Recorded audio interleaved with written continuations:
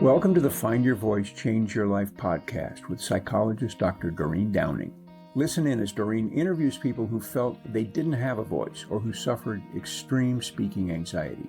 You'll hear stories about how they struggled to speak up, what they did to find their authentic voice, and the confidence they now feel to speak up and make an impact. If you want to get started right away to find your voice, download Doreen's free 7-step guide to fearless speaking at doreen7steps.com. And now, here is Doreen.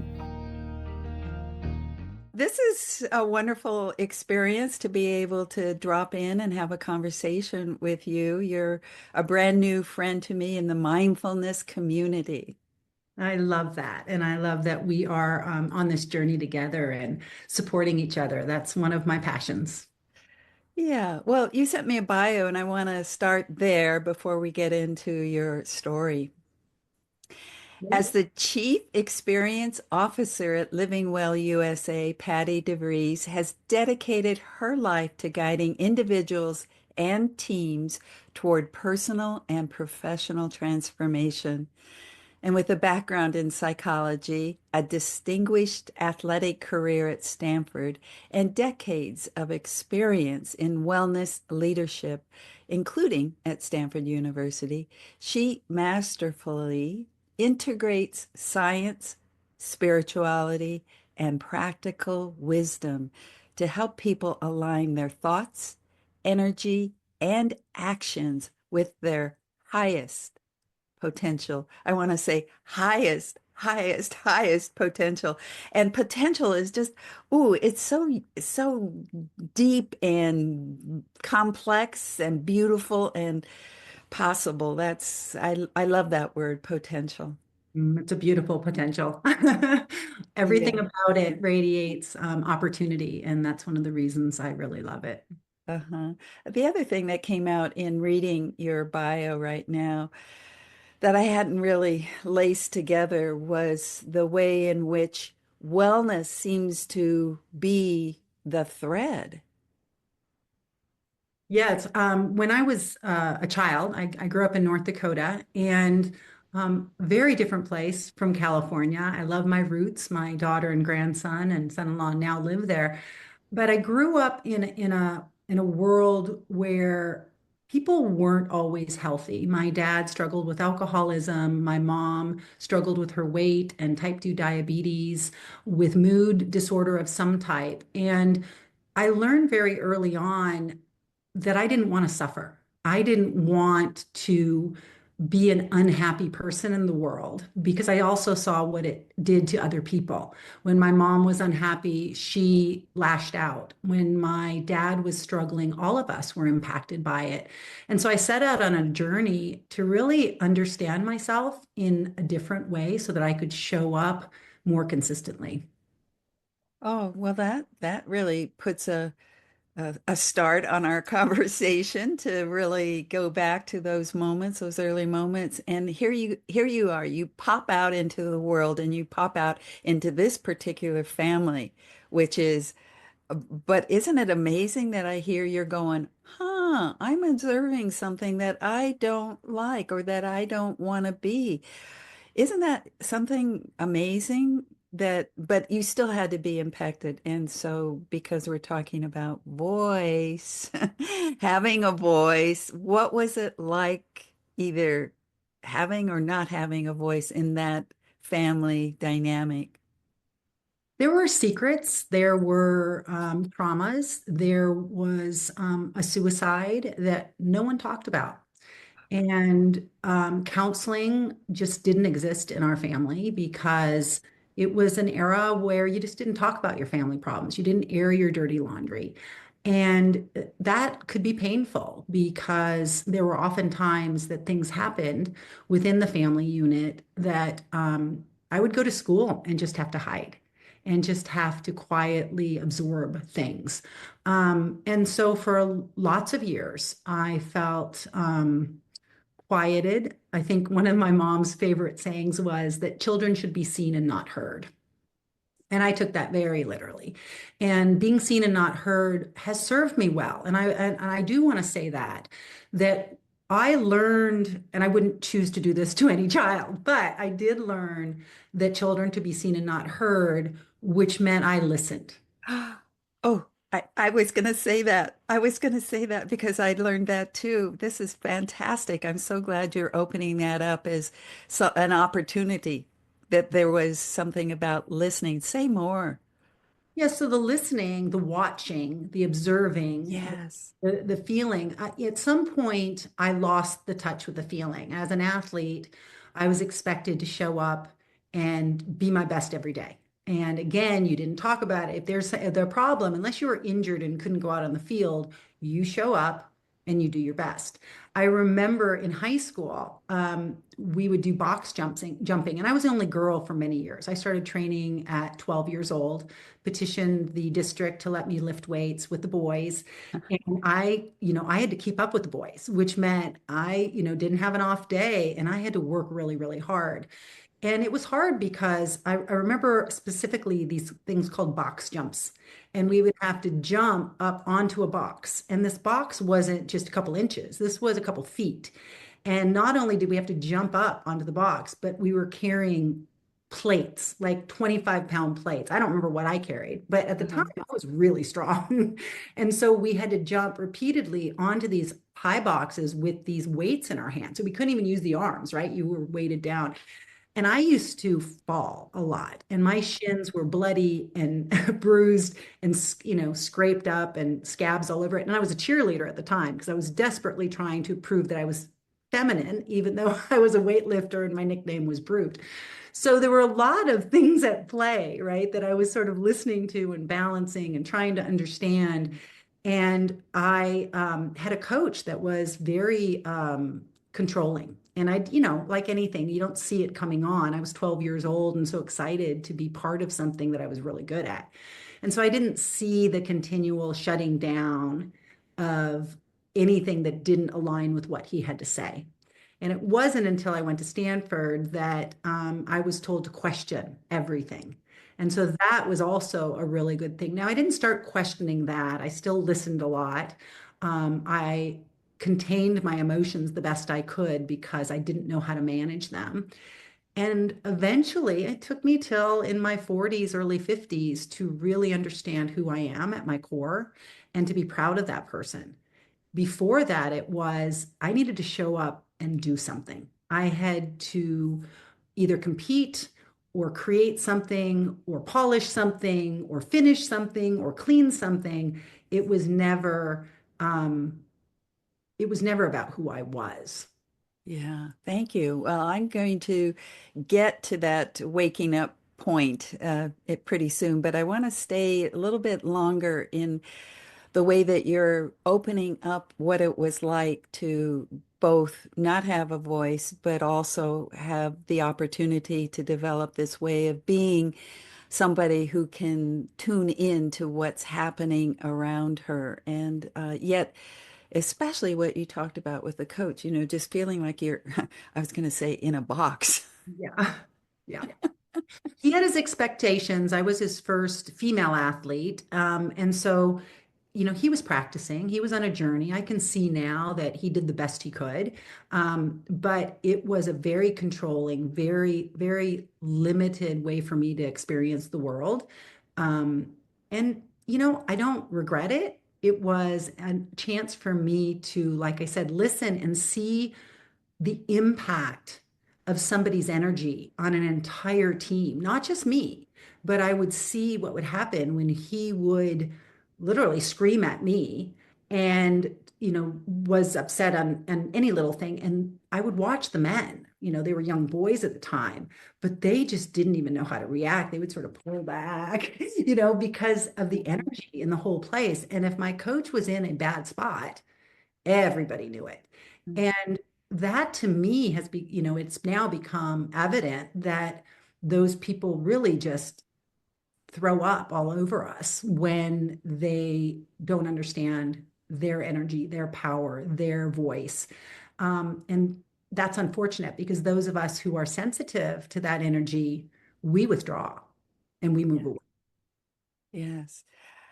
Well, I'm struck already by the way you take situations like the one you're just describing with this coach and have a perspective. You look back and uh, it's like you fine comb tooth or tooth comb, whatever that phrase is. You comb through it in a way, and you pick out really good nuggets, learning nuggets for life. And I think that's what we'll probably move into pretty soon. Is about you as a person, as a coach, as your own way of being in this world. Help others process stuff that is unpleasant and yet bring out what is more possible for people, I guess. I don't know how to say this, but it's wonderful getting to know the details, some of these stories. Before I move on, any more stories about the kind of ways in which you were quieted? I like that phrase. I haven't quite heard it. You were quieted. I've heard you were silenced. So anything else come up about how you were quieted? Only that, other people would have seen me and not necessarily thought that I was quieted. I was, as I had said, I was a cheerleader. I was in National Honor Society. I was in the student government at our school, and I spoke fine. Even as I grew my first business, I spoke at a lot of things. I spoke at conferences. I spoke, a lot at Stanford about well-being, and I taught well-being.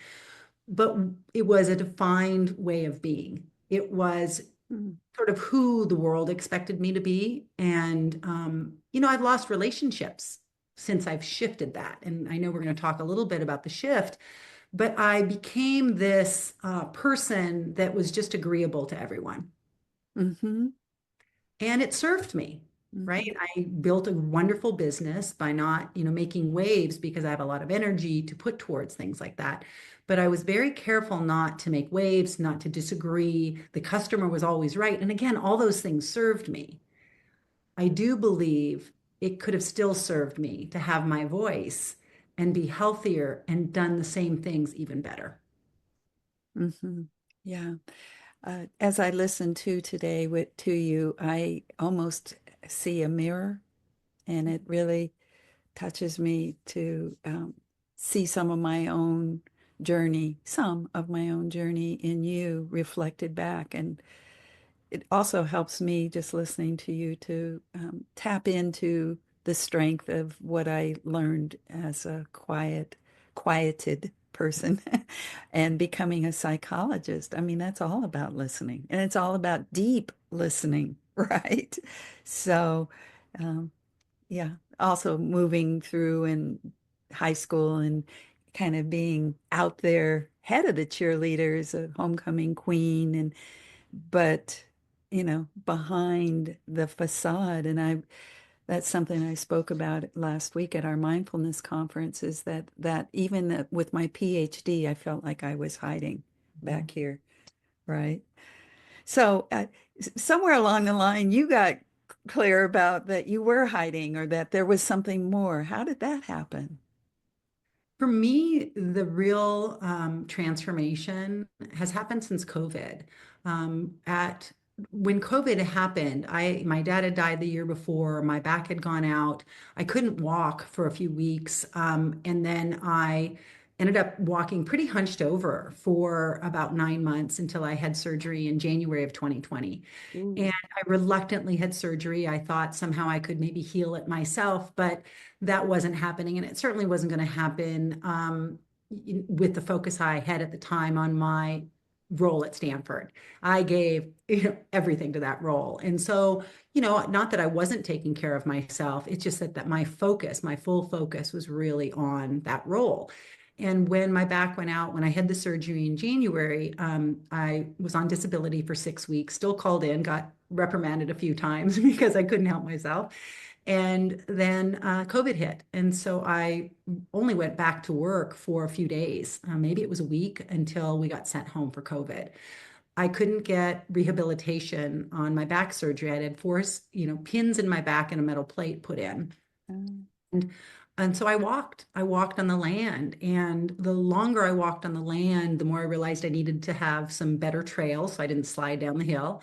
I put in stairs. I built over 400 steps on the property, and I pulled weeds for literally hours, hours and hours per day. And my husband actually joked at one point, he thought maybe I was seeing somebody down the hill. There's nobody down the hill, but he just knew I would take, I mean, I would leave from sunrise to sunset. I felt this calling to be in the land where I felt completely at peace. There is no judgment in the forest. The trees aren't judging me. I'm not judging the trees. There's nothing to judge except to remember our equilibrium, to remember who we were before our thoughts and our judgments came over us. And the more I listened, the more I understood the sanctity of my body, my spirit, and that connection. And to reconnect that part of my body that was told not to feel, to not find pain, to not let anything interfere with the job at hand. I realized what a lie that was and how ineffective that was for my happiness. I was actually living a really amazing life. I was a director level at Stanford. I was directing several wellness programs. I had participated with some research teams, helped develop a model of professional fulfillment. Like everything on paper looked beautiful. And yet I struggled. And I struggled with this constantly, it's never enough. And then I started, in fact, there was a point in time when I thought, my life's been great. If I die right now, I'm good. But please don't make me live another 30 years. I don't even know what to do. Like, it's like boredom almost set in. It was like, okay, now what do I need to accomplish? Because I don't want anything more, but I have to do something to keep myself engaged. Then this whole idea of neuroplasticity and neural literacy came up, and this idea that we can create our reality through our thoughts and to change our perception of our past. I became a course facilitator for a class called A Life of Consequence, Creating a Life of Consequence at Stanford University by Roderick Kramer. And I literally couldn't believe, I cried a few mornings where I was reading people's papers and seeing the transformations that they were having. And I felt this just freedom to speak in spiritual, energetic terms with lots of my students. And it was amazing. And I just felt so free to start to focus on that energetic, spiritual, which to me, they're intertwined, right? The energy inside of us, I believe, is from spirit. Every cell in my body is alive with energy, and it's for me to let that loose. Oh. And so really just getting in touch with that. And, I know I sounded a little crazy to a few of my friends, especially in the business world, where we had these ideas and then all of a sudden they were like, yeah, I think I'm going to do something else. And I could sense that quiet discomfort of the energetic realm. And yet at first it burned a little bit. It was like, wow, I really thought that we had this, spiritual, energetic connection and that she understood me. And then to realize that it wasn't, but that's okay. We didn't end a relationship. It simply shifted.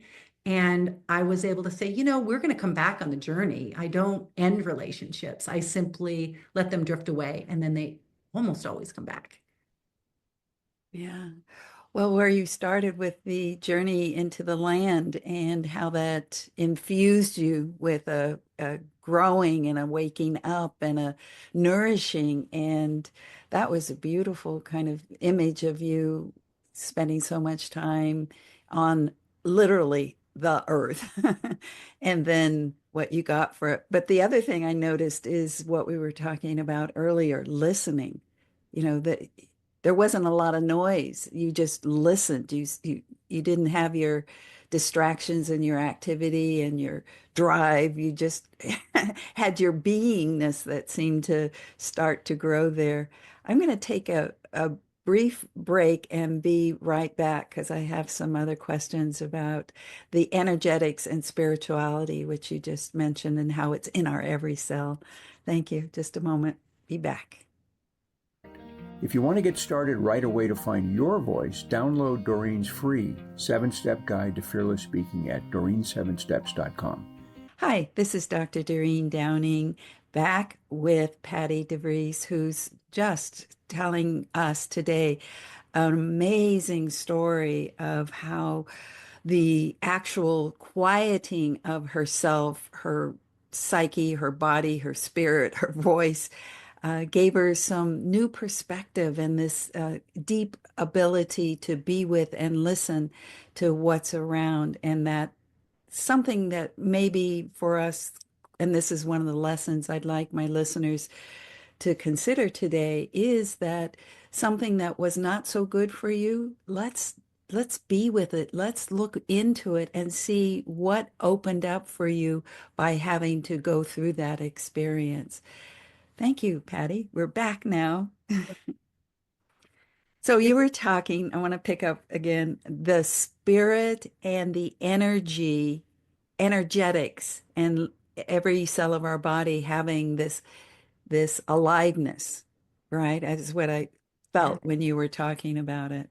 Say more about that. Yeah, I spent there's a lot of books I read during the time from 2020 to 2025. Not that I mean I'd always listen to books on tape, but there were a lot of them I listened to over and over again. One of them was Living in the Light by Shakti Gawain. Wayne Dyer, Change Your Thoughts, Change Your Mind. All of these different beautiful books that became sort of this curiosity that there were in all of them this wisdom, this alignment in so many ways that I felt through it. And I decided when I decided to leave Stanford, I and I turned 55. The day I turned 55, I wrote my resignation letter. I decided that was the new chapter was going to begin. Oh. And then I started reading the 82 verses of the Tao Te Ching. And I meditated on the first one, and then I meditated on the second one. And so for the first 42 days, I read one verse a day and meditated on it. And then I read one a day, right? I read the first through the second on the day two, and then the first through the 42nd on day 42nd. But then 43 on, I read one verse a day and meditated. But that to me was such an idea of what the Tao is, right? That this is this unnameable life force that lives in all of us. And that is also, right, the Holy Spirit that lives inside of us. It's that that energy that exists in all of us. And simultaneously, soon after that, one of our dear dogs, who was pretty elderly, had some sort of medical incident. And we picked her up. I held her for about an hour as she passed. Now, this dog had been one of the stiffest creatures. I mean, she was like 15 years old. She couldn't bend her legs. She had a hard time going up and down stairs. She walked like she had two, popsicle sticks as legs. And yet I held her, and as she passed, as she lost her life, she became like a newborn baby. Mhm. She was the most relaxed thing I'd ever held other than my grandson. Now I've held. And it was that realization that that tightness, that is who we become Uh-huh. when we don't let ourselves be in flow, that we hold on to that energy. And I don't know what little Zara was holding on to, but I was stunned by the suppleness of this body when she lost her life. Oh, just listening to my body starts to it starts to relax in the muscles, and this this way, the flow, the word that you used was a flow, and it reminds me of just water, and that well, water becomes ice. It can become ice, right? But this, how do we stay warm and I think compassion, and to me, you radiate compassion. So it feels like this warmth and compassion is partly, to me, what allows for flow, at least as I'm listening to you. So we're moving through your journey into finding more of yourself and finding your voice is what it feels like. So let's just put it in that context, finding your voice now. So being in the forest is a magical place, and I found lots and lots of synchronicities. And there were months where I just thought, this is all I want to do for the rest of my life is be in the forest and build trails and watch the seasons and learn and get to know. And it was sort of an escape from mankind, I believe. It was sort of this place of, you know, the world is a little bit hard. I'd watch the news. I'd come up. My husband had been watching the news, and he could get a little, upset about that. And I was like, okay, well, maybe I'll go back to the forest. And eventually, I had this really clear message that that is not what I'm being called into the world. I'm being called into the world to help heal it.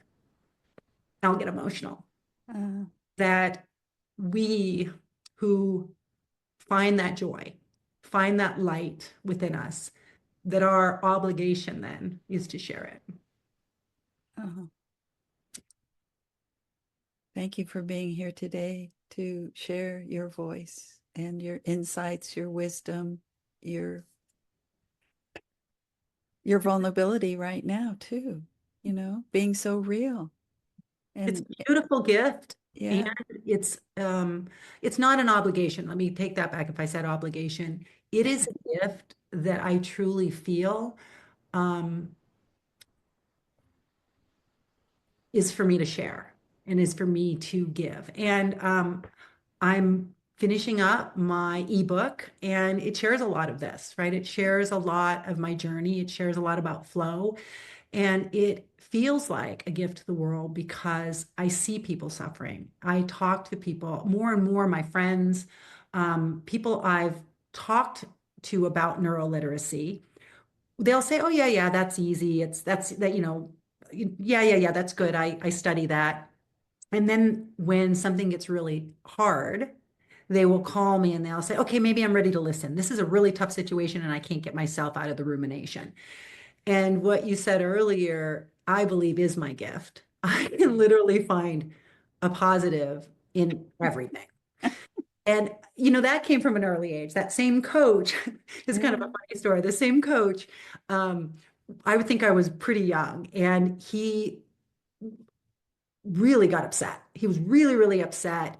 He thought he was dying. His feet were blue, and he went on this huge spiral. I mean, he spiraled down. He was about ready to call his wife, I think, to like call the morgue. Like he was convinced he was dying, and everybody knew it. And he was on a rampage. And I said something about there are a lot of really happy people that are in wheelchairs. There are people that struggle with things, but they're still really happy. And that became the Patty Purper wheelchair speech, and he was not happy with me.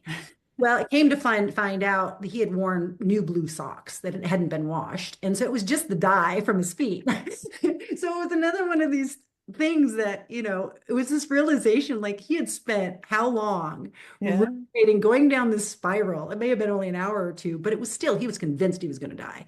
uh-huh, And, I just went, let's look at the possibilities. Like if that's the truth, right? If we know uh-huh. something we can't change, then let's find a way to find joy in it.